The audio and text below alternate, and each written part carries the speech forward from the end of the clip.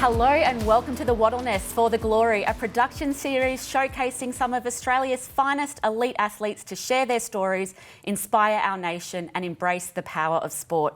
My name is Rachel Condos-Fields and I'm so excited to introduce to you today episode 1 of our Athlete Empowerment series. We are going to be joined by some of Australia's influential and most successful athletes as we celebrate their stories and use them to connect our community.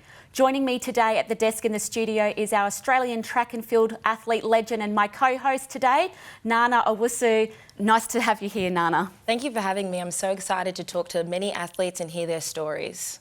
Thank you, Nana. And we are very, very excited to bring to you a really exciting lineup today with some of our high-profile football talent and some rising stars. Joining us in the middle here today, we have Jamie Young, Western United goalkeeper and once a A-League goalkeeper of the year. Welcome, Jamie. Great to be here. Thanks for having me. Our pleasure. And joining us virtually today, we have Dauntea Mariner, a rising star. Welcome, Dauntea. Thanks for having me. Our pleasure. And we've also got Stephanie Luyt, an Australian futsal representative and Olympic football player. Thanks for having me, guys. Our absolute pleasure. 3 incredibly skilled athletes with 3 very different stories. Jamie, you've played soccer around the world and just brought home a premiership with Western United. Tell us a little bit about your journey. Was it smooth sailing? It's probably a bit hard to sum up, but smooth sailing, I think often as an athlete, it's anything but smooth sailing.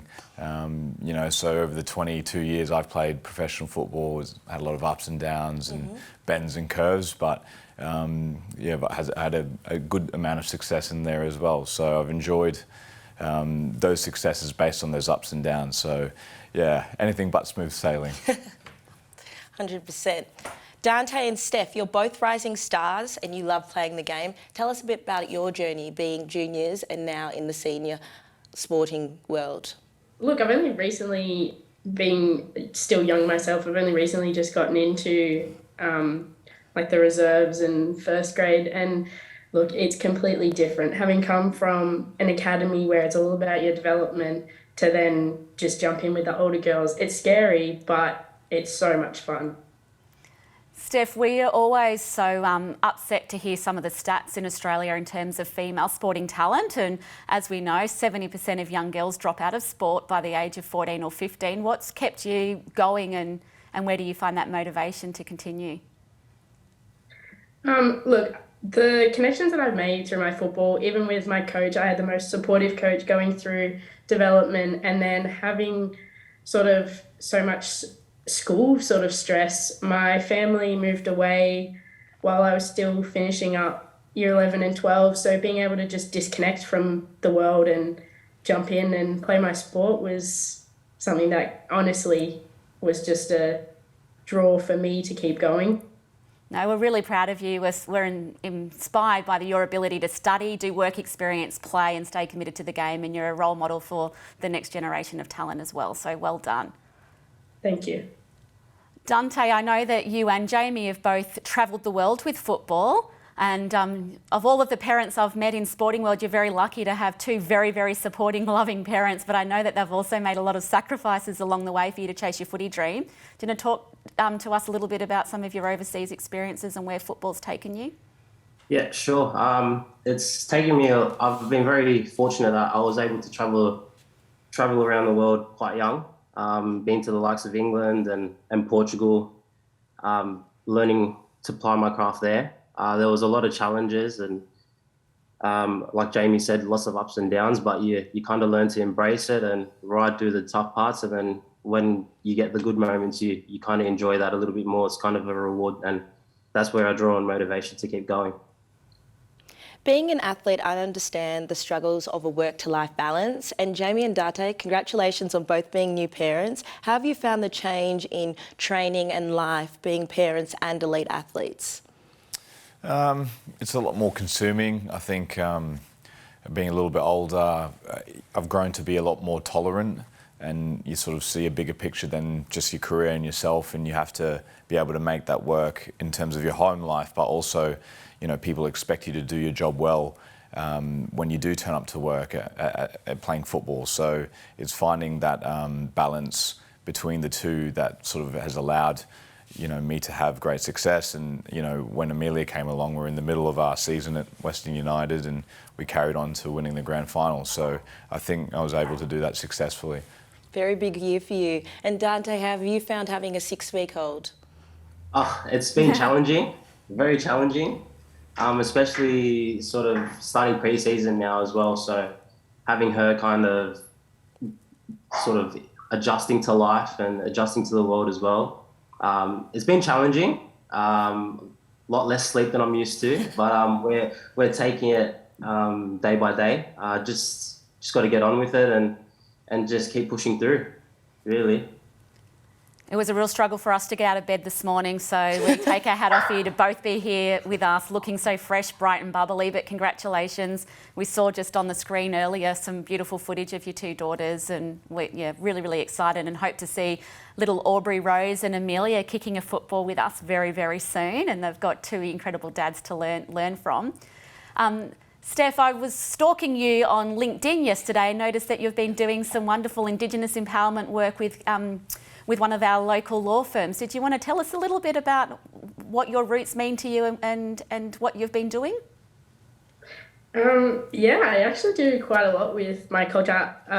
2 weeks ago, I just came back from the First Nations Football Festival that was down in Sunshine Coast. That was an experience in itself, being with people from my mob, just having a good old time kicking a footy. Like it really does mean a lot to see so many people like myself, women especially, jumping in and exercising together and just connecting on that cultural level, dancing, singing, everything. Like it's invaluable. No, you're doing a great job, and as the mob would say, deadly, we're really proud of you. I can't believe we're almost running out of time, but I'd love to hear from the three of you. What are some myths around elite sports, some barriers that you need to face, and what can we do to enhance participation and provide some more support? Some myths around elite sport. You know, I think if you're talking about grassroots level, you know, people playing sport for different reasons, whether it's competition, social acceptance or belonging, or even to progress into a professional league. I think, you know, I think young kids, it's important to have them accepted and belonged in a sporting setting, but also teaching them how to understand and interpret sort of winning and losing. And unfortunately in life, you know, not everyone gets a medal. So you're not a fan of the participation award? I think, yeah, for sure, if you're there to be socially accepted, but I also think it's the understanding behind the winning and the losing that's really important, and that's where I think parents and coaches and other stakeholders in that space can help educate young people that, yeah, you're not going to win sometimes, but... And life's full of losses, isn't it? It's how we learn from them and overcome and become a bit more resilient. And yeah, interpret those moments and frame them so they can move past that, you know, and so they can grow as individuals. I think that's probably forgotten in a participation award. No, that's great. Thanks so much. Nana, I know we're about to run out of time, but you've got your favourite part of the segment where you've got a little game to throw out. We'll start with Dauntea, but I'll hand it over to you to introduce the theme. So today with our guests, we're going to play Two Truths and a Lie. So Dauntea, can you give us your two truths and a lie? Oh God, here we go. So we'll go with the first one. My childhood nickname was Princess. Definitely true. Still is your nickname, not childhood nickname, but yeah. I represented my state for swimming, and what was the other one that I had? I once worked at Subway for like 3 hours. Ooh, those are very good ones. I'm calling the swimming a bluff, but we'll find out. We'll circle back. Steph. I think so, Rachel. Yeah? My two truths and one lie. Oh, I once got stretchered off the soccer field. I once scored an accidental bicycle. Oh. And I started my career as a centre back. Oh, there you go. I believe all three. So hopefully you understood the game and there is a line there. And Jamie, finally, what are your 2 truths and a lie? 2 truths and a lie. I'm probably one of the few handful athletes around the world that is doing a PhD. I'm a really good dancer. And Dauntea seen me in action, that's proof. And another truth or a lie, I'm trying to think now. I'm also really funny as well. Oh, well, I've laughed during today, so I think that might be a truth. There you go. I've seen you dance and I don't know on what planet you think that's good. I plead the fifth. It's definitely not true.